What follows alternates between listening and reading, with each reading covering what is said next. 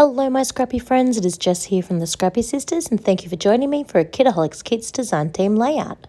Now for this layout I started off with the super cute tropical wreath from Kaisercraft that Steph added in with this kit, and Steph had issued me with a challenge to fold some origami butterflies and include those in a layout.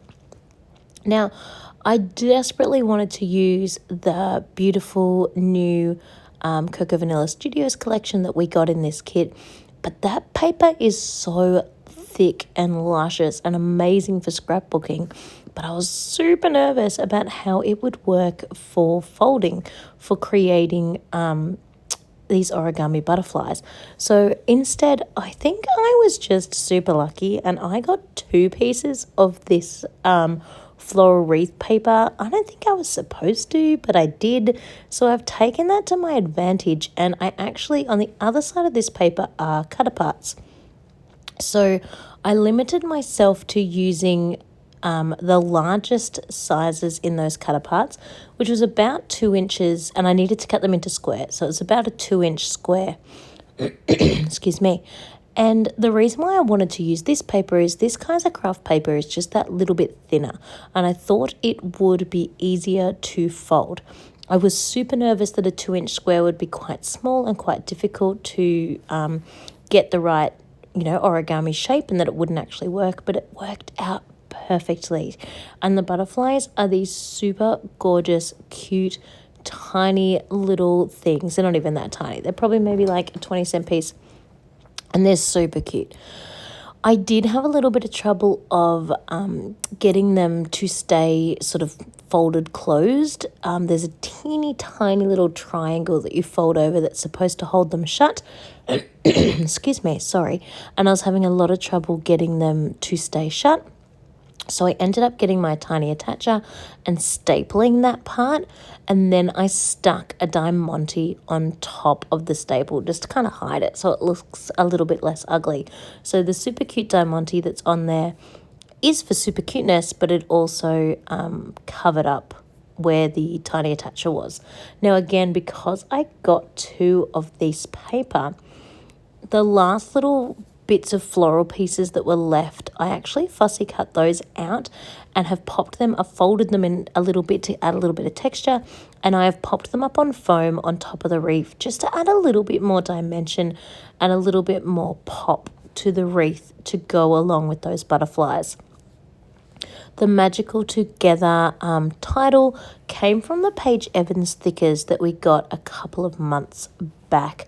Those colours are just a perfect colour match to this collection, and because Steph gave us some beautiful white stickers, I can definitely see that combining these thickers with those stickers will make a really cute title. So stay tuned for that, because I plan on bringing that out later on in the month. So you can see, for me to be able to get these butterflies sticking down nicely, they need just a little bit of foam on their backs because the wings kind of pop them up just a little bit higher. So it was hard to get them to adhere to anything. So just a little bit of foam to sort of even out that backside and make it flat for them to stick on. I did keep the embellishing on this one super simple. So once I had stuck on all the butterflies, and there's quite a few, I think I made like 20, and then popped up those extra fussy cut flowers that I made. I then kept the rest of the embellishments super simple. I've just got 3 word phrases, and then I pulled out some sequins from my stash. These sequins again are from a past kit. They're from the green kit, the kit when I made my St. Patrick's Day layout. I can't remember which month that is because they all kind of get jumbled up for me, but that is a sequence that I'm using for this one. And other than that, this layout was super fun to make. The butterflies were definitely a little bit time consuming, but that's because I made so many of them because I just got super excited by all the papers in that cut apart sheet. I do think they would have looked super cute made out of the Cocoa Vanilla Studios paper, but I do think as traditional origami goes, that paper really would have been too thick to get a really nice look. I'm glad that I ended up using this Kaiser craft paper just to make sure that they did actually fold nicely. And then the other bonus of that is, of course, they are a perfect color match for this wreath because it's literally the same piece of paper. So that works really, really well in my favor for creating this layout. This photo is a super old photo of my husband and I. We are in Vietnam. That just worked so well with those tropical flowers. We're in Vietnam for a photo, but this is so old. Jack was 18 months old when we went on this trip, and he's 7. So a good 6 years ago, but that's okay. We're constantly scrapping things from... We're never up to date, are we? Things from the past. We're never up to date. That's fine. No judgment here. And then once I pop on these last few things, I've got one more little butterfly cluster that I'm going to make. Then this layout is done. It is very much sort of a repetitive layout here. No real...